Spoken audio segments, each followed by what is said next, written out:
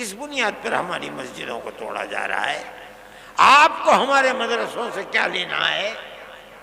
ہمارے مدرسے کے اندر پڑھنے والے کوئی احتجاج نہیں کرتے، بسوں کو آگ نہیں لگاتے، ریلوں کو آگ نہیں لگاتے، کوئی جھگڑا نہیں کرتے، امن و امان کے ساتھ زندگی گزارتے ہیں، پڑھتے ہیں اور اپنی زندگی کو گزارتے ہیں۔ آپ کے اوپر کیوں شاخ گزرتی ہے یہ بات؟ کیا آپ ملک کے امن و امان کو پسند نہیں کرتے؟ مسلمان اپنی آزادی مذہب کے ساتھ زندہ تھا۔ اس کے بعد یہ آئی حکومت، کانگریس کی حکومت کے اندر ایسا مسئلہ مسلمان کے ساتھ نہیں تھا۔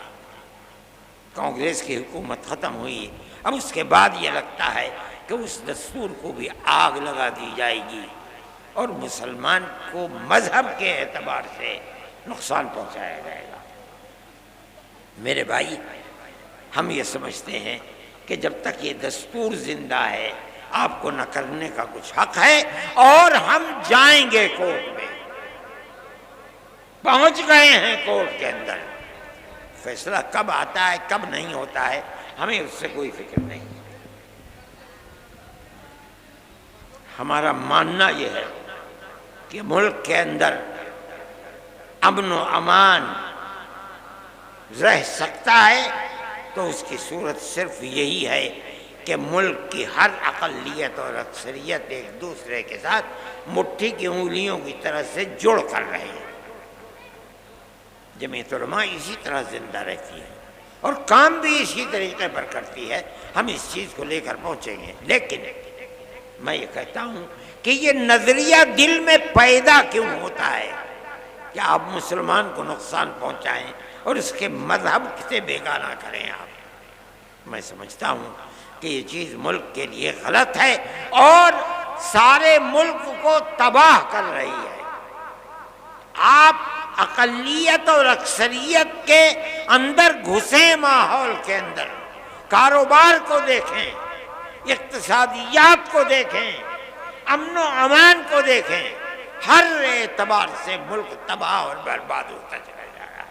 میں آپ سے یہ بات کہتا ہوں کہ مدارس کا کردار اس ملک کی جڑوں کے اندر گھسا ہوا ہے۔ اگر کوئی نہیں مانتا تو اس کا مطلب یہ ہے کہ وہ ملک کی تاریخ سے ناآشنا اور ناواقف ہے۔ میں آپ سے کہہ رہا ہوں، ہو سکتا ہے اس سے پہلے کسی نے نہ کہا ہو، یہ ہمت نہ کی ہو، اس ملک کے اندر جس میں 250 سال تک اس ملک کا ہندو، مسلمان، جین، بدھ، ہر آدمی کے گلے کے اندر انگریز کی غلامی کا طوق پڑا ہوا تھا۔ ہر آدمی غلام تھا۔ اگر کسی جگہ سے آزادی وطن کے لیے جہاد کی آواز نکلی ہے وہ مدرسہ ہے۔ سب سے پہلا آدمی 1803 کے اندر جس دن انگریز نے کہا کہ ملک بادشاہ کا اور جنتا اللہ کی، لیکن حکومت آج سے ایسٹ انڈیا کمپنی کی ہے، سب سے پہلی آواز اس بات کی کہ ملک غلام ہو گیا اور آزادی وطن کے لیے جہاد کرنا ہر مسلمان اور ہر ہندوستانی کا فرض ہے۔ ایک عالم دین کی آواز تھی جو حضرت شاہ ولی اللہ محدث دہلوی کے بیٹے اور ان کے بیٹوں میں سب سے زیادہ علم جن کے دماغ اور سینے کے اندر پیوستہ شاہ عبدالعزیز صاحب محدث دہلوی، ایک مدرسے کے اندر دلی میں جس کو لوگ ان کے دادا کے نام پر رحیمیہ مدرسہ کہتے ہیں، آج بھی وہ کلا محل کے اندر اس مدرسے کی باقیات موجود ہیں۔ اس مدرسے سے آواز نکلی تھی کہ ملک غلام ہو گیا، ہندو غلام ہے، مسلمان غلام ہے، اکثریت غلام ہے، اقلیت غلام ہے، ہمیں جہاد آزادی کرنا ہمارا مذہبی فریضہ ہے۔ مدرسے کا یہ کردار ہے۔ اس مدرسے کو لٹوا دیا گیا، نام و نشان مٹ گئے، لیکن شاہ عبدالعزیز صاحب کو زہر دے دیا گیا، دلی سے نکال دیا گیا، لیکن وہ ایسا مرد مجاہد تھا کہ سب کچھ برداشت کیا، مگر اس سے پیچھے نہیں ہٹے ہوئے۔ یہ ایک مدرسے سے نکلنے والی آزاد تھی۔ میں کہتا ہوں کہ آج جن مدرسوں کے اندر تالے لگائے جا رہے ہیں، یہی مدرسے تھے۔ سب سے پہلا مدرسہ دلی کا مدرسہ تھا، جس نے غلامی کے خلاف آواز نکالی اور اتنے بڑے بڑے افراد کو پیدا کر دیا جنہوں نے 150 سال کی محنت کے بعد ملک کو آزاد کرا دیا۔ میں کہتا ہوں میری سمجھ میں نہیں آتی آج ان مدرسوں کو یہ کہا جائے کہ یہ دہشت گردی کا اڈا ہے۔ جو پڑھایا جا رہا ہے وہ دہشت گردی پڑھائی جا رہی ہے۔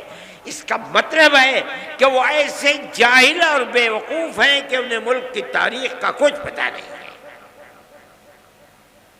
پھر آپ دوسری جو سب سے بڑی چیز ہے وہ مساجد کے اوپر ہے، بلڈوزر چلائے جا رہے ہیں، جاہل ہیں، لوگ نہیں جانتے۔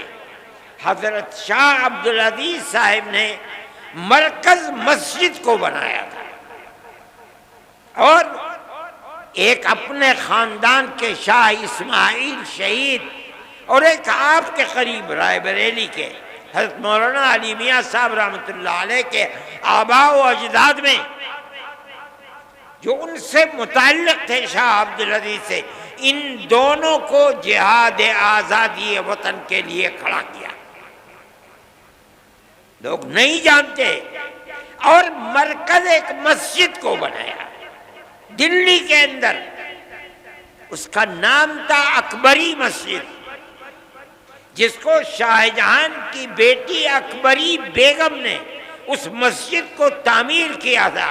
اس مسجد کو سید اسماعیل شہید رحمۃ اللہ علیہ کی تحریک کے لیے مرکز بنایا گیا، وہ تحریک یہیں سے چلی ہے۔ ان مسجدوں کو کہا جاتا ہے کہ ان کے اندر تالے بند کرو، بلڈوزر سے ان مسجدوں کو گرا دو۔ ارے پاگل ہو، بے وقوف ہو، اگر تمہارے گردن کے اندر غلامی کا طوق پڑا ہوا تھا، تم غلام تھے انگریز کے، تمہارے اندر ہمت نہیں تھی کہ تم انگریز کے خلاف کچھ کہہ سکو، اگر آواز اٹھی ہے انہی مسجد اور انہی مدرسوں سے اٹھی ہے۔ آج لوگ نہیں جانتے انگریز نے اس مسجد کو جو اکبری بیگم شاہ جہان کی بیٹی کی بنائی ہوئی تھی، ان کی تحریک کے خلاف اس کو تہس نہس کر دیا، دفن کر دیا۔ وہ پارک ہے، ایڈورڈ پارک اس کا نام تھا، آج سبھاش اس کا نام ہے۔ دنیا نہیں جانتی جن مدرسوں کو اور مسجدوں کو تم بلڈوزر چلا کر برباد کر رہے ہو، یہی ملک کی آزادی اور غلامی سے نکالنے کی بنیادیں تھی، لوگ نہیں جانتے۔ میں یہ کہتا ہوں کہ کس بنیاد کے اوپر تم ان کی مخالفت کرتے ہو؟ یہی مدرسے تھے کہ اس کے بعد جب تم نے ان مدرسوں کو برباد کرا دیا، انگریز نے برباد کیا، تحریک اپنی جگہ پر رہی، ختم نہیں ہوئی۔ حضرت شاہ اسماعیل شہید رحمت اللہ علیہ اور ان کے ساتھی آزادی وطن کے لیے صوبہ سرحد جو آزاد قبائل ہیں وہاں پہنچ گئے، جہاد کرتے رہے، یہاں تک کہ سن 1832 کے اندر وہ شہید ہو گئے جہاد کرتے کرتے۔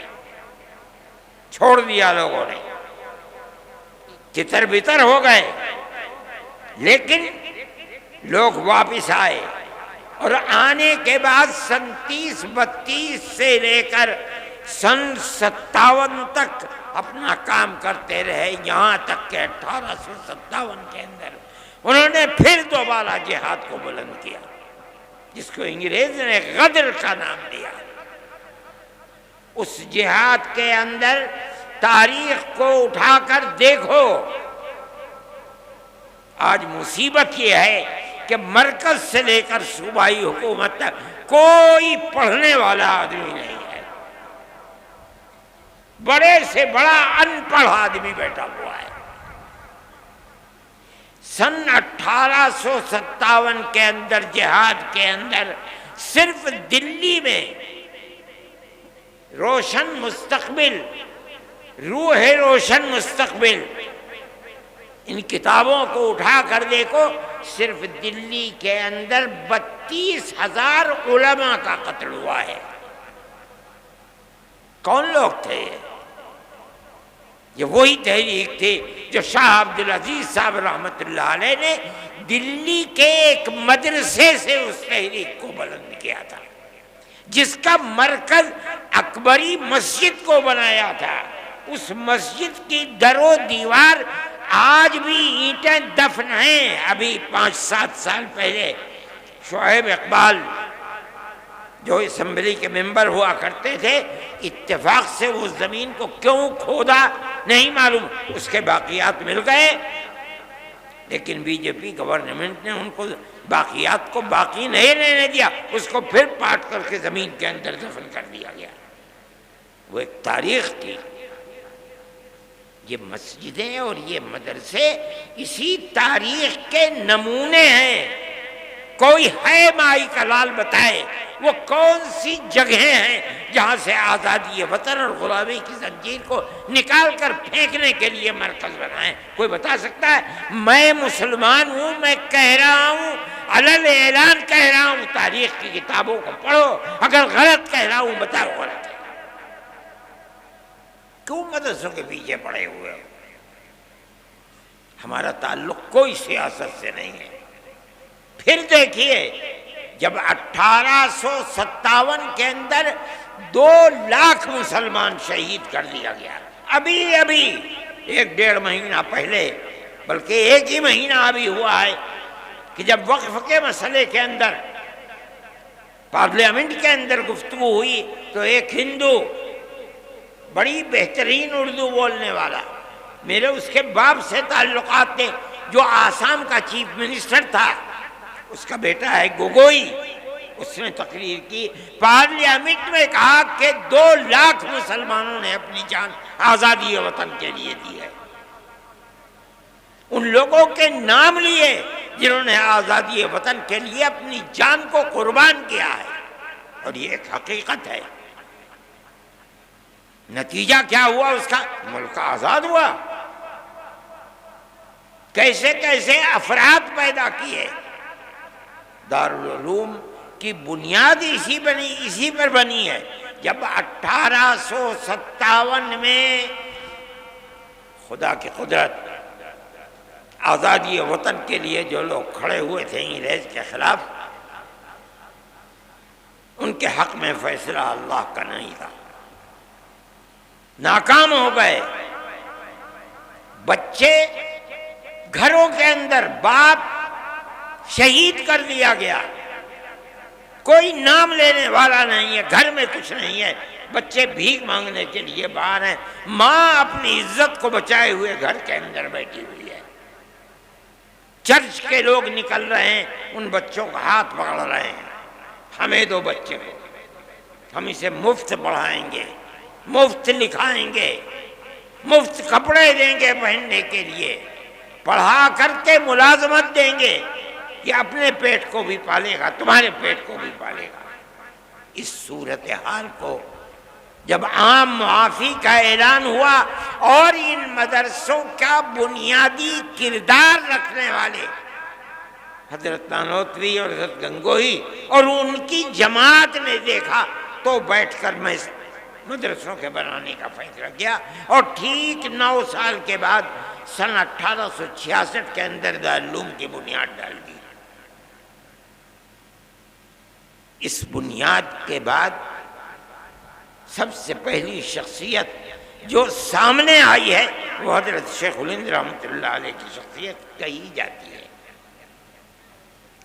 ان کے شاگردوں کے شاگرد یہ لوگ ایسے تھے کہ جن کے رگو پے کے اندر خون تھا، اور وہ خون آزادی وطن کا تھا۔ وہاں سے پھر آزادی کی تحریک، چین سے نہیں بیٹھے، 2 مرتبہ شکست ہوئی۔ ایک مرتبہ تو وہ شکست ہوئی جس کے اندر شاہ عبدالعزیز صاحب کے 2 شاگرد تھے، اور ایک مرتبہ 1857 کی شکست۔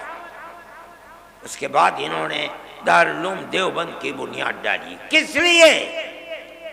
حضرت شیخ الہند رحمۃ اللہ علیہ فرمایا کرتے تھے کہ حضرت الاستاد حضرت نانوتوی رحمۃ اللہ علیہ نے جس لیے دارالعلوم کی بنیاد رکھے میں اسے جانتا ہوں۔ صرف کتابوں کا پڑھانا نہیں تھا، بلکہ غلامی کی زنجیروں کو توڑ کر پوری قوم ہندو مسلم کی قوم کو زندہ و آزادی کے ساتھ ملک میں جینے کا حق دلانا تھا۔ یہی بنیاد تھی کہ وہ تنہا نہیں بیٹھے، انہوں نے اپنے شاگردوں کو لیا۔ دارالعلوم کی بنیاد جس مقصد کے لیے پڑی وہ یہ مقصد تھا۔ پھر ایک مدرسہ نہیں، اس مدرسے سے 50 سال کے اندر سن 66 سے لے کر تقریباً 80 سال کے اندر ہزاروں مدرسے ملک کے اندر بنا دیے گئے، یہاں تک کہ سن 47 کے اندر ملک آزاد ہو گیا۔ ان مدرسوں کی بنیاد کیا تھی؟ آزادی وطن بنیاد تھی، غلامی کی زنجیروں کو توڑنا تھا، یہی بنیاد تھی کہ حضرت شیخ الہند رحمۃ اللہ علیہ نے آخری سانس ملک کی آزادی کے لیے انہوں نے اور ان کے شاگردوں نے، مفتی کفایت اللہ صاحب شاہ جہاں پوری، حضرت مدنی، انور شاہ کشمیری، اور اس کے بعد ان کے شاگرد، یہاں تک کہ ملک سن 47 کے اندر آزاد ہو گیا۔ اور حضرت شیخ الہند رحمۃ اللہ علیہ کے اندر اللہ نے آزادی وطن کے لیے کتنی طاقت رکھی تھی اور کیسا جذبہ تھا، ایسے افراد دنیا کے اندر کم ملتے ہیں۔ حضرت جب واپس آئے مالٹا کی جیل سے سن 1919 کے اندر، بلکہ سن 1920 کے اندر، جمعیت علماء 19 میں قائم ہوئی اور 20 میں حضرت شیخ الہند مالٹا کی جیل سے ہندوستان واپس آئے ہیں، تو ریاست بہاولپور کے ان کے جو سب سے قریبی آدمی تھے، گویا کہ وزیر اعظم تھے، سر رحیم بخش، انگریز نے ان کو سر کا خطاب دیا تھا، انگریز نے ان کو بھیجا تاکہ حضرت شیخ الہند سے ملے اور یہ کہیں کہ حضرت آپ چلے گئے، دارالحدیث دارالعلوم دیوبند کی سونی ہو گئی، لوگ آپ کے پاس آ کر کے تصوف کی مشق کیا کرتے تھے، ذکر الہی میں مشغول تھے، وہ بھی سلسلہ ختم ہو گیا۔ اب آپ چند روز ہے، خدا جانے کتنے دن کی زندگی ہے، آپ ایک جگہ بیٹھ جائیے۔ آپ نے پوری کوشش کر لی انگریز کو ہٹانے کے لیے، مگر انگریز حکومت تو اپنی جگہ سے ٹس سے مس ہوئی نہیں ہے، تو پھر آپ کو اپنی زندگی، وہ کام جو آپ کے بعد ختم ہونے کو ہیں، انہیں پھر دوبارہ زندہ کرنا چاہیے۔ وہ بوڑھا آدمی جو وہاں سے آنے کے بعد 1 سال اور کچھ مہینے زندہ رہ سکا، اس نے کیا جواب دیا؟ اسی مدرسے سے نکلے ہوئے لوگ تھے. انہوں نے کہا آپ اپنی بات پوری کر چکے؟ کہا کر لی. کہا فرمایا کہ میں بوڑھا ہو گیا. جس سرزمین پر انگریز کی حکومت ہے وہاں جینا تو جینا، اس سرزمین پر مر کے دفن ہونا بھی مجھے گوارا نہیں ہے. میں تو ہندوستان صرف اس لیے آیا ہوں کہ میں آ کر اعلان کروں کہ انگریز کی غلامی حرام ہے.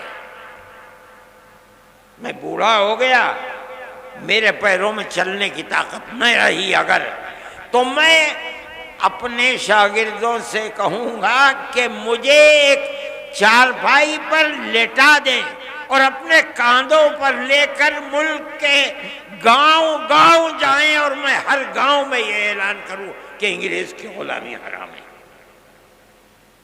یہ تڑپ کس میں پیدا ہوئی؟ کہاں سے پیدا ہوئی؟ مدرسوں سے پیدا ہوئی ہے. ان مدرسوں کو بنایا کس لیے گیا؟ دارالعلوم کو کس لیے بنایا گیا؟ دارالعلوم سے 25,000 مدرسوں کو کس لیے بنایا گیا؟ اس ملک کے اندر آزادی کے جذبہ جہاد کے لیے بنایا گیا، ہندو مسلم محبت کے لیے بنایا گیا، ملک کے اندر امن و امان قائم کرنے کے لیے بنایا گیا. تم ان مدرسوں کو کیوں ان کی جڑ کو کھودتے ہو؟ وہ تم سے کچھ نہیں لیتے. مسلمان رکشہ چلاتا ہے اور صبح سے شام تک جو ملتا ہے اس میں سے 2 پیسے اپنے مدرسے کو بھی دیتا ہے. ہم تو کسی دولت مند کے سے پیسے نہیں مانگتے، کسی گورنمنٹ سے پیسہ نہیں مانگتے. ایک مرتبہ اندرا جی تھیں، نہیں سونیا جی تھیں،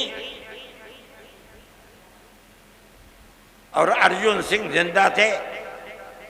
انہوں نے اور سہیل صدیقی، جن کو پارلیمنٹ نے کالج اور یونیورسٹیوں کے اقلیتی کردار کے لیے ان کو امین بنایا تھا، وہ بھی تھے. ان سب نے مل کر کے ایک کمیٹی دلی کے اندر بنائی. انہیں لوگ مل بھی گئے، کچھ لوگ تھے، مولوی فضیل تھے گورکھپور کے، اور دوسرے لوگ انہیں مل گئے، انہوں نے بلا لیا. مجھے بھی بلایا مگر میں بھول گیا. مجھے ایک صاحب نے کہا کہ بھائی انہوں نے بلایا تھا تم گئے نہیں. مجھے یاد آیا، میں فوراً گھر میں گیا، بریف کیس میں ایک جوڑی کپڑا رکھا اور ایک گاڑی 10 بجے جاتی تھی، میں اس گاڑی میں سوار ہو کے دلی پہنچ گیا. صبح کی میٹنگ تو ختم ہو گئی تھی. ظہر کے بعد 2 بجے کی میٹنگ تھی، میں بریف کیس اٹھا کر کے وہاں چلا گیا، جا کے بیٹھ گیا. انہوں نے مجھے دیکھا تو اسٹیج کے اوپر بلا لیا. جلسہ شروع ہو گیا، میرا نام آیا تو میں کھڑا ہو گیا اور میں نے کہا کہ مدارس کے سلسلے میں آپ جو تحریک چلا رہے ہیں کہ مدارس مدرسہ بورڈ سے ملحق ہو، اور آپ 800 کروڑ کا بجٹ بھی لے کر کے آ گئے، آپ کیوں یہ چاہتے ہیں؟ آپ کو مدرسوں کی کردار کا پتہ ہے کہ مدرسوں نے کیا کیا ہے. میں نے ان کے سامنے یہ چیز رکھی کہ ملک غلام تھا. مدرسوں کی تحریک دارالعلوم دیوبند سے چلی. بنیاد اس کی کیا تھی؟ آپ سے وہ 2 پیسے نہیں چاہتے، اس لیے کہ انہیں یقین ہے کہ اگر آپ پیسہ دیں گے تو کل کو آپ ان کے نظام تعلیم میں بھی دخل دیں گے، ان کے نصاب تعلیم میں بھی دخل دیں گے. وہ اپنے آپ کو آزاد رکھنا چاہتے ہیں. ارجن سنگھ کہنے لگے کہ ہم وعدہ کرتے ہیں کہ ہم دخل نہیں دیں گے. میں نے کہا میں نہیں کہتا ہوں کہ آپ جھوٹ بول رہے ہیں، بالکل سچ بول رہے ہیں، لیکن آپ میری ایک بات کا جواب دیں. ابھی الیکشن کے اندر 2 سال باقی ہیں، 3 سال گزر چکے، اقتدار کی کرسی پر آپ بیٹھے ہیں. آپ کہہ رہے ہیں کہ ہم دخل نہیں دیں گے، کیا آپ مجھے گارنٹی دے سکتے ہیں کہ 2 سال کے بعد جو اگلا الیکشن ہوگا آپ ہی جیت کر آئیں گے؟ کہنے لگے نہیں، گارنٹی نہیں دے سکتے۔ میں نے کہا ٹھیک کہتے ہیں، آپ تو 2 سال کی بھی گارنٹی نہیں دے سکتے، اور میں مدرسے کا آدمی ہوں، میں اپنے دل کے اندر یہ ارمان رکھتا ہوں کہ اگر اللہ نے مجھے قیامت تک کی زندگی دی تو میں قیامت تک مدرسے کو زندہ رکھوں گا۔ میرا آپ سے کیسے ساتھ ہو سکتا ہے؟ اس لیے میں جمعیت علماء کے پلیٹ فارم سے کہتا ہوں، ہم کل بھی مخالف تھے گورنمنٹ کی مدد کے، آج بھی مخالف ہیں، اور جب تک زندہ رہیں گے مخالفت کرتے رہیں گے۔ ہمیں آپ کی کیا ضرورت ہے؟ مدرسہ ہماری دنیا نہیں ہے، ہمارا دین ہے۔ جس طرح مسجد ہمارا دین ہے، اسی طرح مدرسہ بھی ہمارا دین ہے۔ اگر مسجد میں نماز پڑھی جاتی ہے، مدرسے میں نماز پڑھنا سکھلایا جاتا ہے۔ اگر مسجد میں قرآن پڑھا جاتا ہے، مدرسے میں قرآن پڑھنا سکھلایا جاتا ہے۔ دونوں ایک چیزیں ہیں۔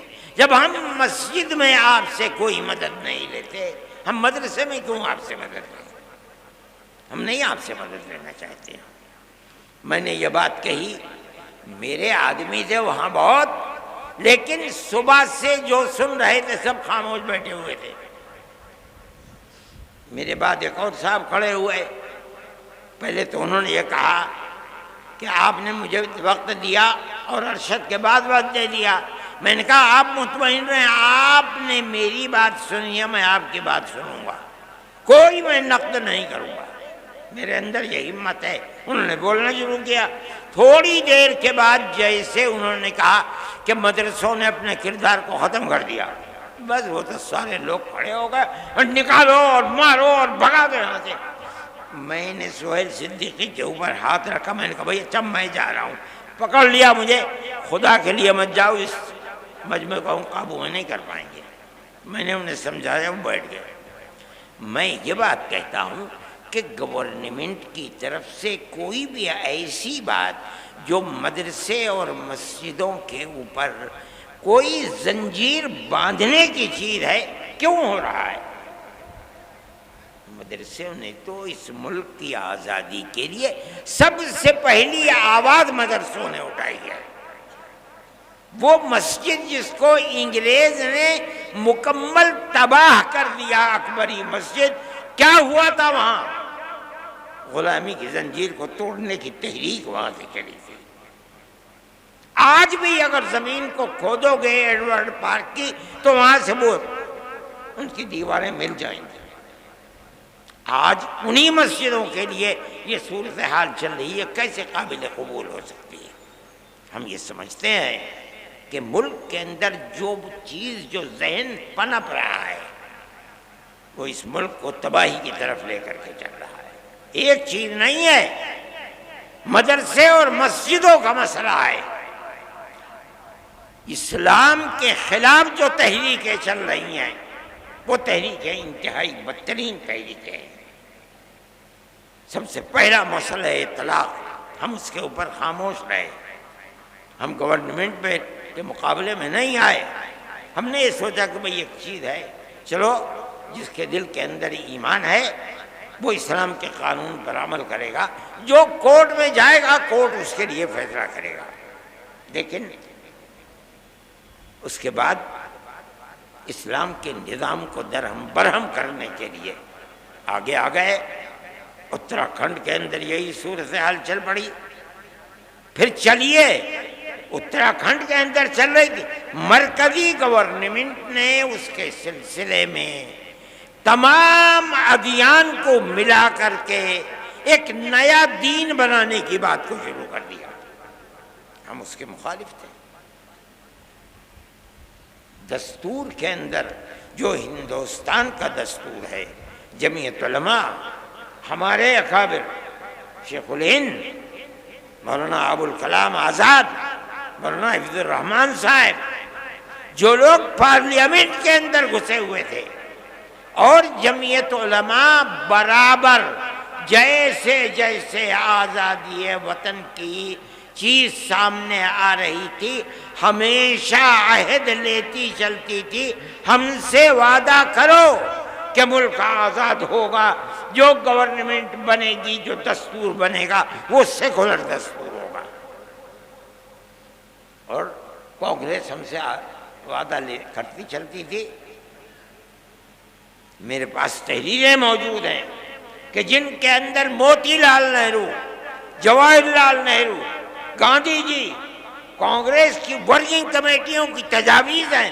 وہ کہتے ہیں کہ ہم یقین دیتے ہیں کہ مسلمانوں کا مذہب، مسلمانوں کے اوقاف، مسلمانوں کی مسجدیں، مسلمانوں کے امام باڑے، ان کی زبان، ان کا کلچر، ایک لمبی فہرست ہے، ہر چیز محفوظ رہے گی۔ ملک آزاد ہو گیا، آزاد ہونے کے بعد ملک کا دستور بنا۔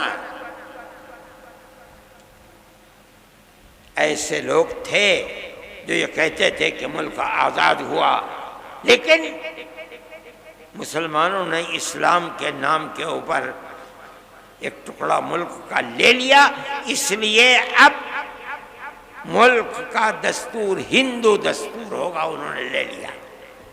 جمعیت علماء تھی جو لے کر کے بیٹھ گئی۔ ہم نے ملک کو تقسیم نہیں کرایا، ہمارے اوپر جوتوں کے ہار ہمارے گلوں کے اندر پڑے، ہمیں مارا گیا، لیکن ہم نے جس چیز کو صحیح سمجھا تھا ملک کی تقسیم کی مخالفت کی۔ ہم پاکستان نہیں گئے، اگر ملک کی تقسیم پر دستخط کیے تم نے دستخط کیے، ہم نے دستخط نہیں کیے۔ اگر قصور ہے تمہارا قصور ہے، ہمارا قصور نہیں ہے۔ شریف لوگ تھے، اس چیز کو سمجھے، جمعیت علماء کی اس تحریک کی بنیاد کے اوپر مجبور ہوئے اور ملک کا دستور سیکولر دستور بنا۔ دفعہ 25، 26، 29 لا کر رکھی گئیں، جن کا حاصل یہ ہے کہ ملک کی ہر اقلیت کو، چاہے وہ زبانی اقلیت ہو چاہے مذہبی اقلیت ہو، اپنے مذہب کے مطابق اپنے ادارے بنانا، ادارے بنا کر چلانا، ہر چیز جائز ہے اور بلا کسی کھٹکے کے جائز ہے۔ یہ وہ ہے دستور، جو دستور ہے ملک کا، اور یہ سیکولر دستور ہے۔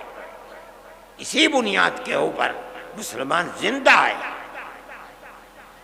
آج فرقہ پرست طاقتیں دستور کی ان شقوں کو کاٹ نہیں سکیں ابھی تک، لیکن اس کے خلاف کام کر رہی ہیں۔ کس بنیاد پر ہماری مسجدوں کو توڑا جا رہا ہے؟ آپ کو ہمارے مدرسوں سے کیا لینا ہے؟ ہمارے مدرسے کے اندر پڑھنے والے کوئی احتجاج نہیں کرتے، بسوں کو آگ نہیں لگاتے، ریلوں کو آگ نہیں لگاتے، کوئی جھگڑا نہیں کرتے، امن و امان کے ساتھ زندگی گزارتے ہیں، پڑھتے ہیں اور اپنی زندگی کو گزارتے ہیں۔ آپ کے اوپر کیوں شاخ گزرتی ہے یہ بات؟ کیا آپ ملک کے امن و امان کو پسند نہیں کرتے؟ میرے بھائی، جمعیت علماء کا یہ دستور ہے، جمعیت علماء اس چیز کو لے کر چل رہی ہے۔ آپ حضرات کو اس کی طرف توجہ کرنی چاہیے۔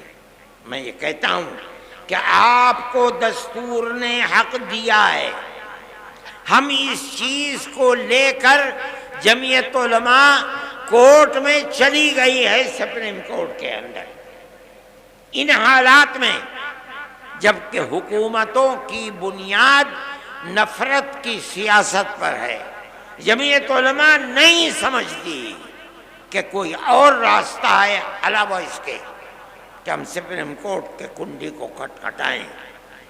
ملک کے اندر ہر وہ قوم، ہر وہ اقلیت جس کے پاس راستے بند ہیں، راستہ نہیں ملتا، تو اور کوئی صورت اس کے سامنے نہیں ہے کہ وہ سپریم کورٹ کو جا کر کے اس کے دروازے کو کھٹکھٹائے۔ ہم اس کے دروازے کو کھٹکھٹاتے ہیں۔ آپ کو اندازہ نہیں ہوگا شاید، ہم 500 سے زائد افراد ہیں جن کے مقدمات کو supreme court, high court, lower court کے اندر لڑ رہے ہیں۔ ان مقدمات کے اندر ہمارا کروڑوں روپیہ خرچ ہوتا ہے سال میں، ہمارا کیا ہے؟ ہماری جیب سے توڑا جاتا ہے، اس ہاتھ سے لیتے ہیں اور اس ہاتھ سے خرچ کر دیتے ہیں۔ جمعیت علماء کا یہ کردار ہے، جمعیت علماء اس کے لیے کام کر رہی ہے۔ سپریم کورٹ کے سوا ہمیں کوئی چیز نظر نہیں آتی ہے۔ وقف کے سلسلے کے اندر ہم سپریم کورٹ میں گئے اور بڑے سے بڑا جو وکیل کپل سبل جو ایک دن میں 5 منٹ کے لیے اگر کورٹ میں گئے 15 لاکھ روپے کی فیس رکھتے ہیں،